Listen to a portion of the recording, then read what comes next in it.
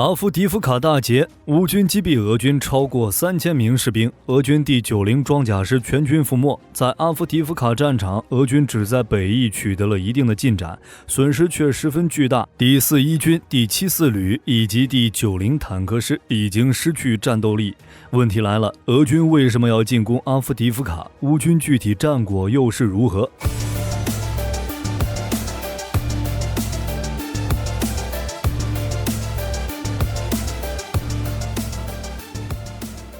这几天的俄乌战局让人很迷惑，整个2023年，俄军都几乎是蹲在战壕里防守，在库皮扬斯克打了2个多月，损失惨重，也没有夺取主动权。结果，俄军之前竟然主动向乌军进攻。阿夫迪夫卡方向，俄军组织3面包抄，仅仅留了一个西部的缺口，打算布置火力口袋，消耗乌军的有生力量。可惜事与愿违，进攻被乌军成功防守并反击击退。甚至出现了史诗级的惨败。阿夫迪夫卡区域内的俄军第90师已经溃不成军，在乌军火炮和无人机的袭击下，第90师损失了大量的人员装备。目前在阿夫迪夫卡前线，俄军第41军、第74旅和第90师已经失去战斗力，而这种损失带来的仅仅是为400到500米的进展，并且处于灰色地带，随时都会被乌军夺回去。问题来了，乌军是如何反攻的？就战场情况来看，乌军的优势主要还是火炮与无人机。阿夫迪夫卡之战打响后，俄军最开始出动了大约2500到3000人，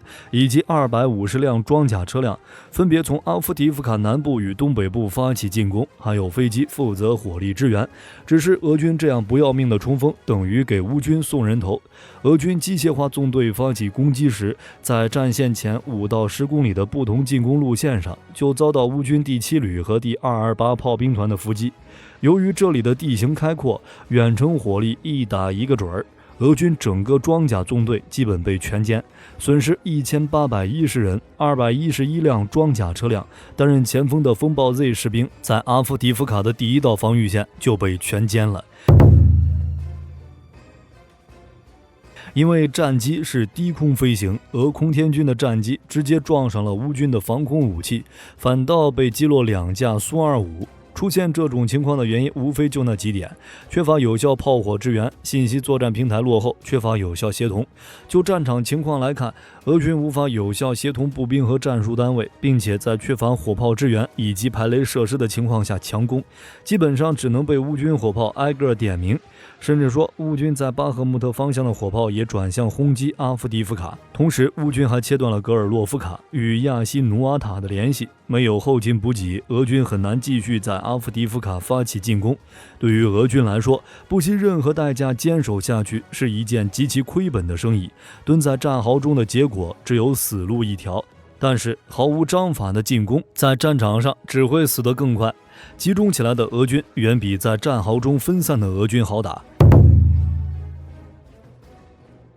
俄军之前在库皮扬斯克、莱曼一线聚集了大量兵力，说是准备发动大反攻，但是结果各位也都知道，攻势从全线攻击变成了对重点区域的轮流进攻。同时，因为扎波罗热与巴赫穆特战危调走了一部分兵力，反攻也遇到了挫折，不得不调整战略，将大量兵力调到顿涅茨克方向，试图拿下阿夫迪夫卡，重整顿涅茨克市的防御结构，制造一个缓冲区。从10月10日开始，俄军就开始对阿夫迪夫卡发动大规模袭击，规模达到3个营，并且出动了多辆坦克、装甲车、火炮，甚至很久没有动作的俄空天军也出现在了阿夫迪夫卡，对乌军进行大规模火力打击。空天军则使用 FAB500 与 UPAB1500 开启洗地模式，按照俄军自己的说法，已经拿下阿夫迪夫卡焦化厂北侧的矿扎山。突击分队已经越过铁路干线，切断了阿夫迪夫卡与后方乌军的联系。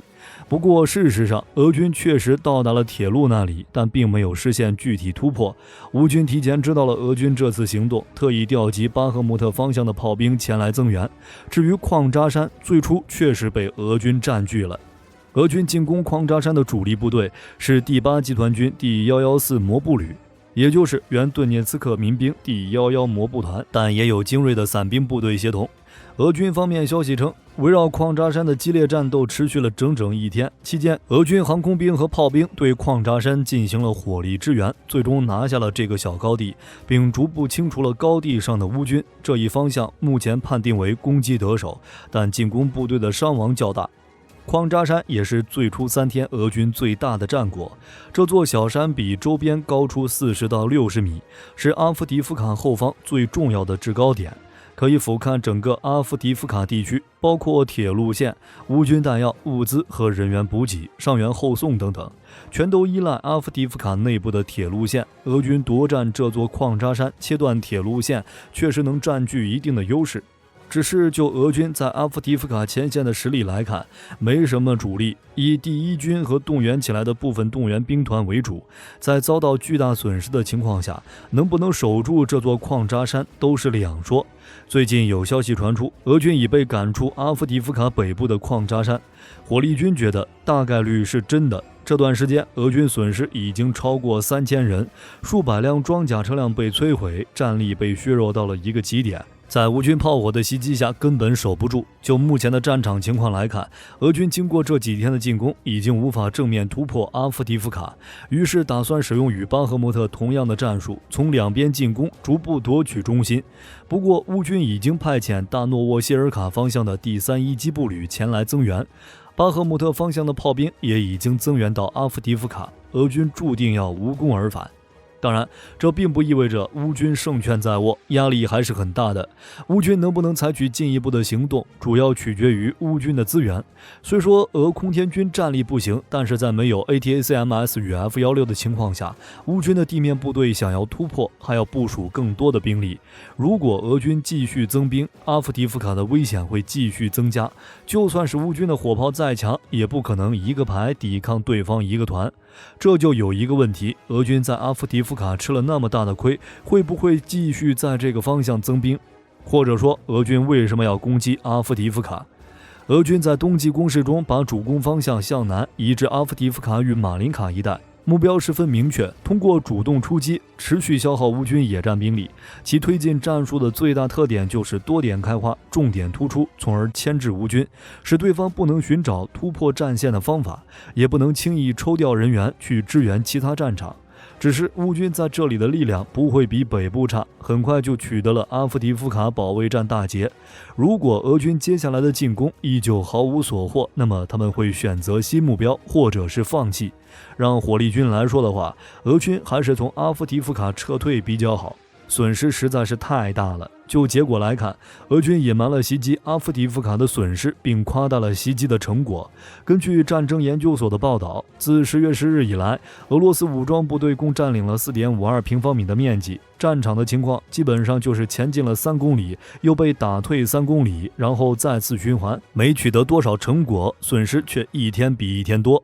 10月10日和11日2天，俄军损失1810人，211辆装甲车辆，而这很大一部分是在阿夫迪夫卡损失的。在俄军进攻阿夫迪夫卡的第一天，乌克兰守军就摧毁了整个前线的34辆敌方坦克和91辆装甲车。第二天，俄军损失了42辆坦克和44辆装甲车，这还只是前几天的数据，后面实在是太多了，火力军就不一一列举了。就目的来说，如果俄罗斯的目标是减轻扎波罗热南部战线或者巴赫穆特方向的压力，那么任务已经完成了。只是这种减轻只是暂时的，损失与成果对比一下，感觉俄军这是在做无用功。同时，鉴于部署的人力和设备数量，俄军想在泥泞季节之前推进，压住乌军不再能够在扎波罗热前进。想法是好的，但最终事与愿违。如果俄军没有大规模进攻，这些部队还能被当作预备力量保留，在防守作战中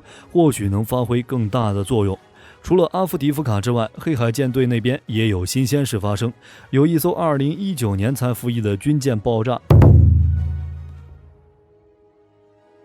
俄乌战争打到现在，俄军已经损失了20艘海军舰艇。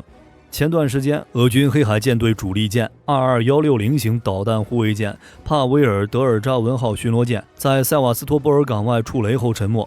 有意思的是，乌军之前也有一艘帕维尔德尔扎文号，与俄军舰船的名字一样，只是乌克兰海军在开战初期就全军覆没了，舰船自然早就不在了。更有意思的是，这枚水雷还是黑海舰队自己布设的，目前伤亡情况不明。帕维尔德尔扎文号是22160型导弹护卫舰的3号舰，在2020年11月加入黑海舰队。目前俄罗斯海军总计就只有4艘，其排水量仅1700吨，防空和反潜能力偏弱，甚至根本就没有安装防空系统。